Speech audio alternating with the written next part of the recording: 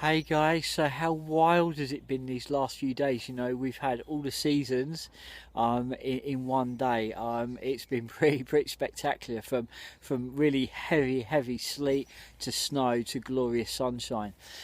So guys, what I wanted to share with you today, a very short video. What I wanted to share with you today, is the last few weeks we've been exploring and talking about my trip up into the Highlands of Scotland all that time ago, and the process that I undertook throughout that journey.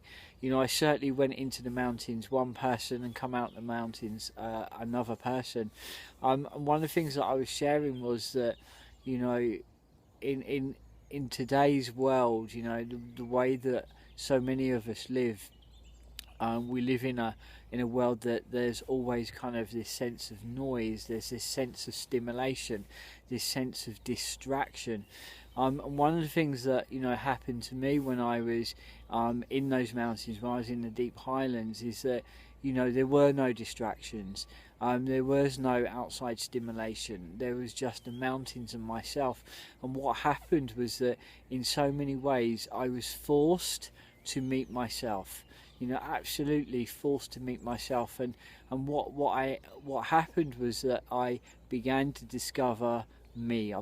Began to discover who I was, and that's a really kind of powerful process, because so often in life, you know I believe where a lot of people's challenges come from is not having that sense of self, not knowing who they are, what their core values are, what is important to them, what makes them kind of tick. What is the essence of who they are, what is the fabric of who they are.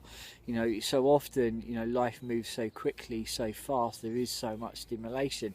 But for me in those mountains, I was forced to face myself. There was nowhere to run. I had nowhere to go. There was no distraction. I met myself. I began to discover myself. And that's the process that you undertake in any length of time that you spend alone, without any kind of stimulation, without any distraction. You begin to discover and begin to face yourself. But quite often, the mind doesn't allow you to kind of, to key into who you are. It wants to kind of distract you. It wants to kind of take you on that journey that so often it does through thought and through noise. But for me, all that was stripped away. All that kind of stuff was stripped away. There was no internet, there was no TV, there was no mobile phone. There was no kind of social media. All of that kind of stuff was not present in my experience. So it was quite easy to begin to face myself, but not an easy experience, because you begin to become in touch with how you really feel, and that was a very powerful process and experience for me. And then what happened, and this is one of the key points that I wanted to talk to you about, is what begins to happen when you kind of you meet yourself and you discover yourself. Something else also begins to stir up deep inside of you. What begins to stir up deep inside of you is the kind of this inner voice, this innate voice, this innate knowing begins to kind of stir up, come up to the surface, when quite often it's buried so deeply inside of you, through all the layers of distraction. But for me, this is very present. It began to stir up. So as I come out of the mountains and I come back into my daily life, that innate knowing, that innate voice, that inner deep voice was present within my world. And I think that so often when we face challenges within life, or we face decisions in our life, we've got to make a choice, or we've got to make a decision. Quite often I believe that we absolutely know the answer. What tends to happen is that as you kind of move into that answer, the mind gets hold of it and creates the doubt. Okay, oh no, I'm not sure, don't know. But those initial moments, we absolutely know what to do. And I kind of refer to that to the innate knowing, the innate voice, the voice that kind of lives deep inside of you. And you know, that is present, that it is there. But you know, the thing that stops us is we quite often do not have any trust in ourselves. We do not trust ourselves enough to trust the voice, and that not trusting ourselves enough, I believe, is based on not having a good sense of self.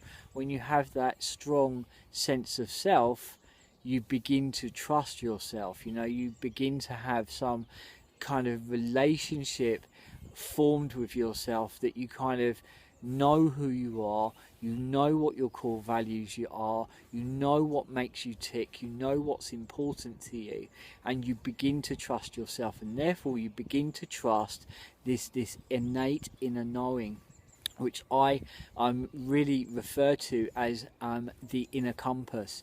That inner compass that absolutely knows what's right for you, what's wrong for you, what is aligned for you, you know, what your core values are, what is really, really important to you. You know, it is there, it is deep within inside of you, and the only way to kind of really begin to activate that is to spend time with self, you know. And I think that nowadays, you know, we are so overstimulated, there is so much stimulation, there is so much noise, that do we really spend time in discovering ourselves and that inner voice, you know, that intuitive innate voice. Something I'm going to talk to you about as time goes on, that I believe, you know, there is the innate voice, and there's kind of the voices of spirit, so to speak, and there is a huge vast difference. So I'm going to touch upon as we go forwards. You know, we all have the ability to kind of discover and reawaken that inner compass that sits there within inside of you. It's a bit like, you know, when you meet someone for the first time, you either get a warm, comfortable feeling, you know, you like that person, or you get an uncomfortable feeling, you don't know the person but you don't quite like them. You know, that's that innate knowing speaking to you. It's the inner compass speaking to you.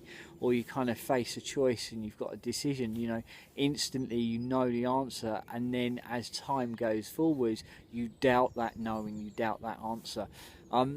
You know, the key to kind of really kind of awakening this inner compass is spending time where you are in environments or situations where you can allow yourself to kind of breathe, and allow that kind of voice to kind of gently just nudge you, gently guide you, and you start to form a sense of trust with it, and start to form a sense of relationship to it. So guys, big week coming up. I wanted to also talk to you very gently about my up and coming guest appearance on Pulse Talk Radio, Life of a Seer, which is going to be on Thursday evening between 7 and 9, this coming Thursday, between 7 and 9 p.m. and we're going to be exploring the world of the holistic medium. I'm going to be sharing some of my experiences over these last 25 years. So I do hope you can come and join me. As always, it's a real pleasure, and I wish you all an amazing day. Speak soon, guys. Bye bye.